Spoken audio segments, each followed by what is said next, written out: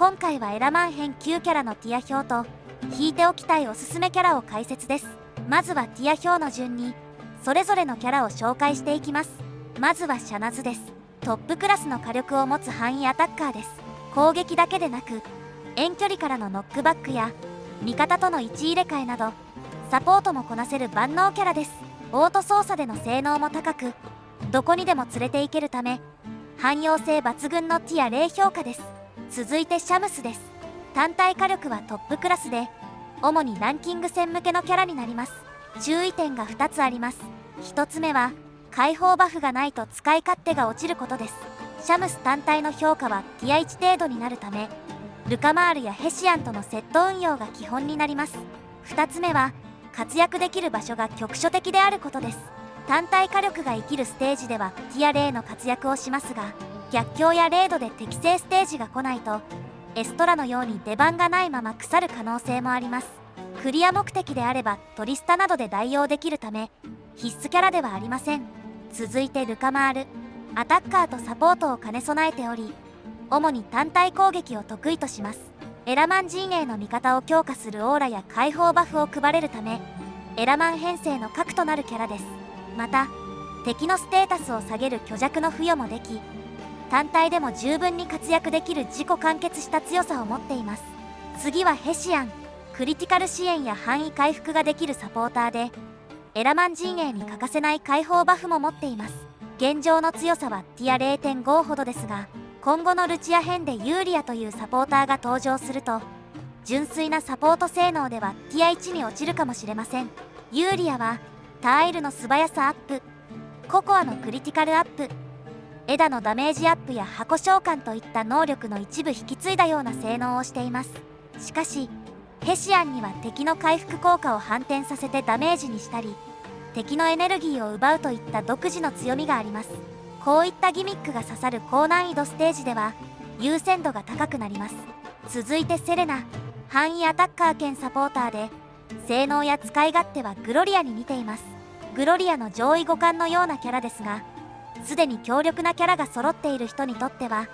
火力や攻撃範囲が少し物足りなく感じるためティア1の評価となります。次はキアンシル、林オーラを持つ範囲物理アタッカーです。使い勝手はアカンベに近く複数の召喚キャラを呼び出して戦います。この召喚キャラは自動で攻撃してくれるだけでなく味方への単体攻撃をかばってくれるためアカンベよりもさらに使いやすくなっています。続いてクララ、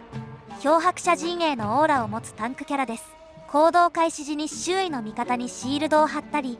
広範囲の味方を集めて攻撃から守ったりできます。必須ではありませんが最近は耐久面が必要な場面も増えつつあるので持っていると便利な時もあります。全体的な使用率を踏まえてティア1としていますが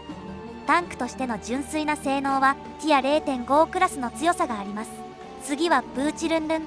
貫通アタッカー兼サブタンクでルトフィに似た使い勝手です。貫通虚弱持ちで攻撃を受けるたびに周囲へ持続ダメージを与えます。挑発で敵の攻撃を集めつつ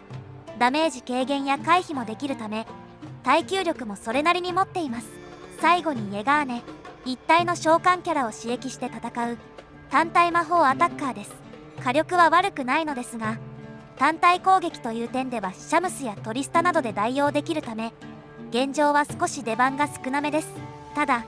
単体魔法アタッカーかつ召喚使いという珍しいタイプなので今後のコンテンツ次第では出番が増える可能性もあるかもしれません。以上がエラマン編で実装される9体のキャラになります。続いてこの9体の中で誰を引くべきなのかについて最優先で引いておきたいのはシャナズです。時点で高難易度ステージを見据えてルカマールとヘシアンの2体、さらにランキング上位を狙うならシャムスを加えた計4体がおすすめの候補になります。もし余裕があれば貴重なタンク役としてクララも候補に入れてみてください。実装日についてはルカマールからクララまでは確定しています。赤字の日程は海外版と同じ実装順だった場合の予想スケジュールです。またランキングと全体的な使用率はこちらの表の通りです。これを見るとわかるようにシャナズ以外のキャラは全体的な使用率があまり高くありません。そのため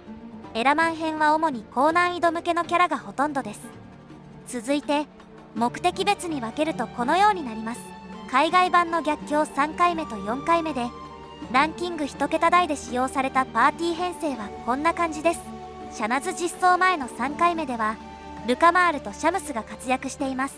そしてルチア編で開催された4回目ではシャナズが採用されていました。日本版の逆境3回目は海外版ステージとは異なり、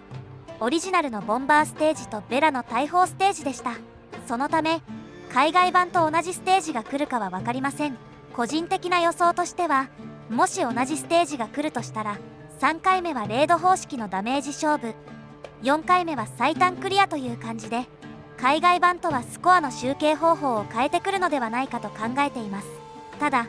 スコア形式が変わっても最適なパーティー編成はそこまで変わらないはずです。なのでランキング上位を狙う方はルカマール、シャムス、ヘシアン、シャナズの4体を確保しておくと安心です。最後にエラマン編について、今回実装されるキャラは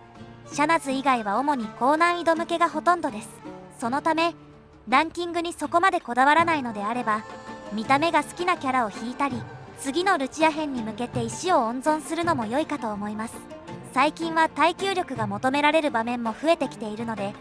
余裕があればクララを狙ってみるのもおすすめです。皆さんは今回のエラマン編、誰を引く予定ですか？ルチア編に向けて温存するなど、ぜひコメント欄で皆さんのガチャ計画を教えてください。以上で今回のエラマン編、おすすめキャラ紹介は終了となります。ご視聴ありがとうございました。良ければチャンネル登録と高評価よろしくお願いします。